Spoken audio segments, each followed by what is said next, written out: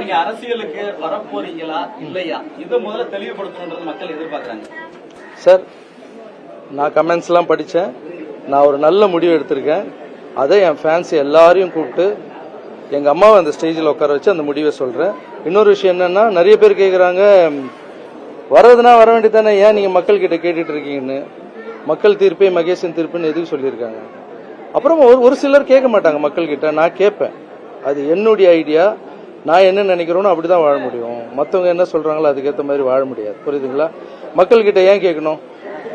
இவ்வளோ நாள் வீட்டில் அம்மா கிட்ட கேட்டோம், என் தம்பி கிட்ட கேட்டோம், எல்லா உறவுகிட்டையும் கேட்குறோம். ஸோ தாய்க்கு நிகராக நினைக்கிற என்னுடைய மக்கள் கிட்ட கேட்கறதுல என்ன தப்பு? இவ்வளோ நாள் என் கூட டிராவல் பண்ணி வந்திருக்காங்க என் ரசிகர்கள். அப்புறம் திருநங்கை தங்கைகள் கூட நேற்று பேசினேன், என்னுடைய மாற்றுத்திறனாளிகளாலும் கூட பேசினேன். எல்லாருக்கும் பேசி ஒரு வார்த்தை கேட்கறதுல அவங்களுக்கு மரியாதை கொடுக்கறதுல என்ன கெட்டு போகுது? ஸோ நீங்க ஏன் கேட்குறீங்கன்ற கேள்வி கேட்குறீங்கல்ல, அது உங்க விருப்பம், நீங்க கேளுங்க. நான் இனிமே எதனா செய்யறதுன்னா மக்கள் கிட்ட கேட்டு தான் செய்வேன். அதுக்குன்னு சின்ன சின்ன விஷயம்லாம் இல்லை. ஏதோ ஒரு பெரிய முடிவு எடுக்கணும்னா மக்கள் கிட்ட கேட்பேன். இது ஏன் ஸ்டைல். ஆல்ரெடி நீங்க அரசியல்ல இருக்கிறதா தான் நாங்க புரிஞ்சுக்கோம். இந்த ஒரு மாசம் தமிழக அரசு நீங்க எப்படி பாக்குறீங்க, எப்படி மதிப்பிடுறீங்க, அவங்களோட செயல்பாடுகள் எப்படி இருக்கு? புரியல சார். தமிழக வெற்றி கழக அரசு, விஜய் தலைமையிலான அரசு ஒரு மாசம் கடந்து இருக்கு, முடிச்சிருக்காங்க. அவங்களுடைய செயல்பாடுகள் எப்படி இருக்குன்னு பாக்குறீங்க, எப்படி மதிப்பிடுறீங்க? இந்த ஒரு மாசமா நான் பார்த்துட்டு தான் சார் இருக்கேன். இந்த அரசு என்ன பண்றாங்க, அவங்களுடைய செயல்பாடுகள் எப்படி இருக்குன்னு தான் உங்களுடைய கேள்வி. என்னை பொறுத்த வரைக்கும் ரொம்ப நல்லா இருக்கு, சூப்பராகவே இருக்குன்னு சொல்லலாம். அதுக்கு முக்கியமான காரணம் என்னன்னா, ஒரு விஷயம் என்ன ரொம்ப இம்ப்ரெஸ் பண்ணுச்சு. கோவில் முன்னாடி இருக்கிற மதுக்கடையை மூடுறதுன்னுறது, ஸ்கூல் பசங்க ஸ்கூலுக்கு முன்னாடி மதுக்கடையை மூடுறதுன்றது எனக்கு ரொம்ப பிடிச்சிருந்தது.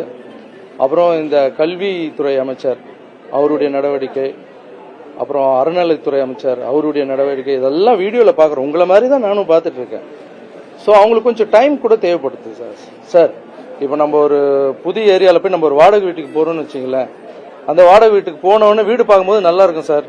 ஓனர் கீ கொடுப்பாரு. வீட்டுக்குள்ளே போனாதான் எங்கே பைப்பு சரியில்லை, எங்கே ஃபேன் சுற்றலை, எந்த இடத்துல பெயிண்ட் அடிச்சு கொட்டுது, உள்ளே போன பெருசா சார் தெரியும் நம்மளுக்கு. ஸோ அந்த மாதிரி ஒரு வீட்டுக்கு போகிறதுக்கே அப்படி இருக்கு.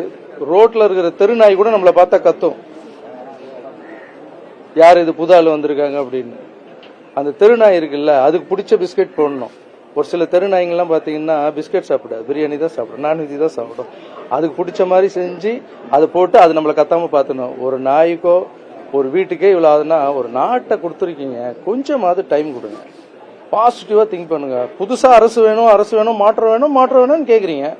மாற்றம் வந்துருச்சு, மாற்றத்துக்கு கொஞ்சமான டைம் கொடுக்கணும்வா? ஒரு வாடகை வீட்டுக்கே நம்மளுக்கு இவ்வளவு கஷ்டப்பட வேண்டியது இருக்கு. ஒரு அரசாங்கத்தை புதுசா கொடுத்துருக்காங்க. சோ என்னை பொறுத்த வரைக்கும் அவங்களுக்கு கொஞ்சம் டைம் கொடுத்தா நல்லதுன்னு நினைக்கிறேன்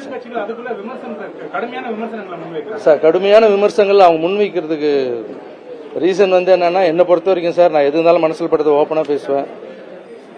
அதுக்கு பொறாமை தான் சார் காரணம். ஏன்னா விமர்சனங்கள் நம்ம வைக்கிறதுக்கு முன்னாடி நம்ம என்ன செஞ்சோம் அப்படின்னு கொஞ்சம் யோசனை பண்ணிட்டு விமர்சனங்கள் வச்சா நல்லா இருக்கும். கொஞ்சம் டைம் கொடுங்க சார். என்னை பொறுத்த வரைக்கும் என்னன்னா, கொஞ்சம் டைம் கொடுத்தா நல்லா இருக்கும் சார். திருச்சி கிழக்குல நீங்க போட்டியிட போறீங்களா?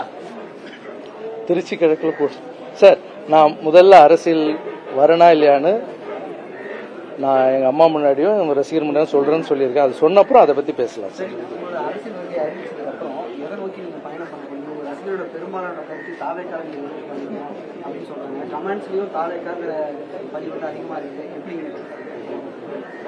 சார், யாரு கூட வரணும், எந்த டைம்ல வரணும், எப்படி வரணும், என்னுடைய அரசியல் நிலைப்பாடு என்னன்னு நான் ஒரு நல்ல முடிவு எடுத்திருக்கேன். அதை கூடிய சீக்கிரம் ரசிகர்கள் முன்னாடி சொல்லுவேன்.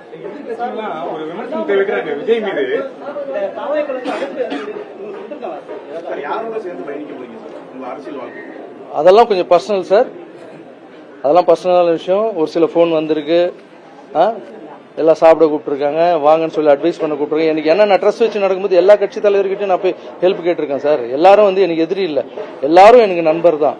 ஸோ எல்லார்கிட்டையும் அட்வைஸ் வாங்கி பெரியவங்க கிட்ட எல்லா கட்சி தலைவரும் பார்த்து ஆசீர்வாதம் வாங்கிட்டு என்னோட முடிவை சீக்கிரமா அறிவிப்பேன் சார். ரஜினி அவர்களோட இது குறித்து ஏதாவது பேசுனீங்களா? அவங்களுடைய அரசியல் இந்த மூவ்மெண்ட், அதாவது வரவேணா வரவேன்றது, ரஜினி அவர்களோட ஏதாவது பேசுனீங்களா, உரையாடுனீங்களா? அவர் ஆசீர்வாதம் இல்லாம நான் எதுவுமே பண்ண மாட்டேன் சார். ஸோ அவருடைய ஆசீர்வாதத்தோட தான் நான் எல்லாம் பண்றேன். சார் நீங்க அரசியல் புதுசா வரீங்க, அண்ணாமலை புதுசா கட்சி ஆரம்பிக்கிறதுக்கான வேலையை பாக்குறீங்க. ஏன் சார் புரியல அண்ணாமலை அவர் புதிய இயக்கத்தை தொடங்குறதுக்கு திட்டமிட்டிருக்காரு. கட்சி ஆரம்பிக்கிறதுக்கான வேலையை பண்ணிருக்காங்க. அதை எப்படி பாக்குறீங்க? அண்ணாமலை யார் வேணா வரலாம் சார், நல்லது பண்ணுறதுக்கு யார் வேணா வரலாம்ல. ஸோ அண்ணாமலை சார் மட்டும் இல்லை, அவர் நல்லா படிச்சவர், நல்ல அரசியல் புரிதல் இருக்கிறவர். ஸோ புது புது ஆளுங்க வர்றது நல்லது தானே சார். All the best.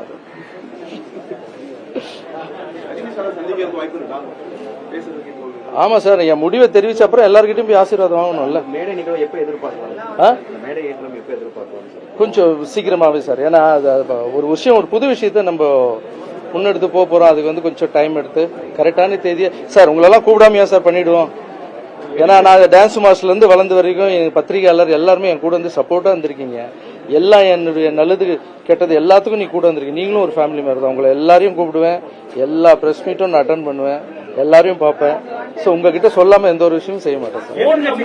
விஜயோட ரசிகர்கள் தாவேகா தொண்டர்கள் எல்லாம் தற்கொலைன்னு சொல்லி விமர்சிக்கிறாங்க. என்ன சார் புரியல? விஜயோட ரசிகர்கள் அதே போல தாவேகா தொண்டர்கள் எல்லாம் தற்கொலைன்னு சொல்லிட்டு ஒரு விமர்சனம் வைக்கிறாங்க. அந்த ஒரு டேர்ம் எப்படி பாக்குறீங்க? அது பற்றி உங்க கருத்து என்ன? விஜய் சார் ரசிகர்களை தற்கொலைன்னு ஏன் கேட்கறான்னு கேக்குறீங்களா? விமர்சனம் விமர்சனம் பண்றாங்க எல்லாரும். சார் எல்லாரும் தற்கொலைன்னு சொல்றது வந்து ஒருத்தர் வளர்ந்து வந்தாங்கன்னு வச்சுங்களேன், அதுக்கு ஏதாவது ஒரு தாக்கணும், அவங்க வர வைக்க கூடாதுன்றதுக்காக கூட அப்படி சொல்லலாம். மற்றவங்களுடைய பார்வையில வந்து அது தற்கொலை சார். எனக்குன்னு ஒரு பார்வை இருக்கு. அது வந்து தாவேகாவின் அம்புக்குறி. அது தற்கொலை இல்லை, தாவேகாவின் ஷார்ப்பான அம்புக்குறி. அது எப்படின்னா பெரிய மலையை உடைக்கும், நுழையாத இடத்துலயும் நுழையும். அது என்னென்னவோ பண்ணிட்டு இருக்கு. கண்மூடி கண்ணி திறக்கிறதுக்குள்ள வந்து உக்காந்துட்டாங்க. ஸோ அது தற்கொலை இல்லை சார், தாவேகாவின் அம்புக்குறி. கையை இப்படி வச்சு அடிக்க வேண்டியதுதான், அடிச்சிட்டாங்க. ஸோ அவங்க மேல பொறாமப்படுறதா இல்ல அவங்க மேல பொறாமப்பட்டுக்கிட்டே வந்து தினமும் விமர்சிச்சுட்டே இருக்கிறதுன்றத விட்டுருங்க சார். யாரா இருந்தாலும் அவங்க எப்படி ஜெயிச்சாங்க, நம்ம என்ன பண்ணல, அவங்க என்ன பண்ணிட்டு இருக்காங்க, அவங்களோட நம்ம எப்படி ஜெயிப்போம், மக்கள் கிட்ட போய் சொல்லுங்க. அவங்க நீங்க என்ன பண்ண போறீங்க, அடுத்து வந்து நீங்க எங்க மிஸ் பண்ணீங்கன்றத போய் மக்கள் கிட்ட சொல்லுங்க. அவங்க பார்த்து உங்களுக்கு பண்ண போறாங்க.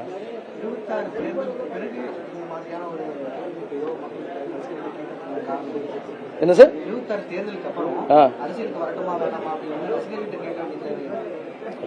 அது அதான் முன்னாடி பதில் சொல்லிட்டு சும்மா ரிப்பீட். வேற கேள்வி தம்பி.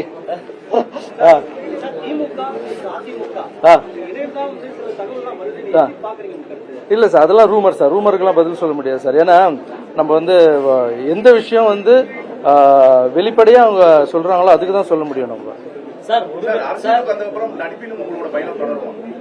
அரசியலுக்கு வரனா இல்லையன்றது சொல்லிடுறேன், அதுக்கப்புறம் நடிப்பினத்தை பற்றி பேசலாம். விஜய் அவர்கள் வந்து பிரஸ் மீட்டே பண்ண மாட்டாரு, தமிழ்நாடு நலன் சார்ந்த பிரச்சனைகள் தொடர்பாக இது வரைக்கும் பேசவே மாட்டாரு. அதுக்கு ஏதோ ஒரு காரணம், அது ஏதாவது ஒரு காரணம் இருக்கும். சும்மா வந்து உட்காந்து பேசிட்டு இருக்கிறவங்க வேணுமா இல்ல செயல்படுறவங்க வேணுமா, நீங்க தான் டிசைட் பண்ணணும். சார் இப்போ நீங்க வந்து இப்போ உங்களுக்கு ஏதாவது ஒருவேளை அரசியல் முடிவை எடுத்த பிறகு அவங்களே உங்களுக்கு எதிராக அந்த சமயத்துல நீங்க எப்படி செயல்படுவீங்க? சார் இப்ப இருக்கிற எல்லா அரசியல் கட்சி தலைவரும் நான் அண்ணனா பாக்குறேன், என்னுடைய அப்பாவை பாக்குறேன், வயசானவங்க எல்லாருமே வந்து எனக்கு வந்து ஒரு சொந்த மாதிரி தான் சார் பாக்குறேன். ஒருவேளை நான் என்னுடைய அரசியலுக்கு நான் வந்து என்னுடைய நிலைப்பாட்டை எடுத்து வைக்கும் போது அவங்க என்ன இப்ப மட்டும் என்ன அடிக்கலன்னு நினைக்கிறீங்க?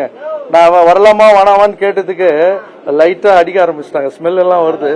சோ இப்ப நான் விஜய் சார் பத்தி வேற பேசியிருக்கேன்ல, இப்போ அந்த அம்புன்னு பேசியிருக்கேன், வாடகை வீடுன்னு பேசியிருக்கேன்.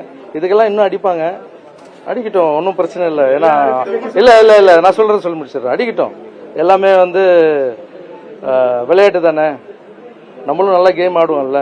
களத்துக்கு இறங்கணும்னு நம்மளும் கேம் ஆட ஆரம்பிப்போம். சார் மக்கள் ஆதரவு எப்படி இருக்குன்னு நினைக்கிறீங்க? நீங்க அரசியலுக்கு வந்தா மக்கள் ஆதரவு எப்படி இருக்குன்னு நினைக்கிறீங்க? மக்கள் ஆதரவு நான் சொல்ல மாட்டேன் சார், நீங்களே பாக்குறீங்களே, கமெண்ட்ஸ் போய் பாருங்க. நான் போட்ட வீடியோக்கு எப்படி கமெண்ட்ஸ் பண்றாங்கன்னு பாருங்க.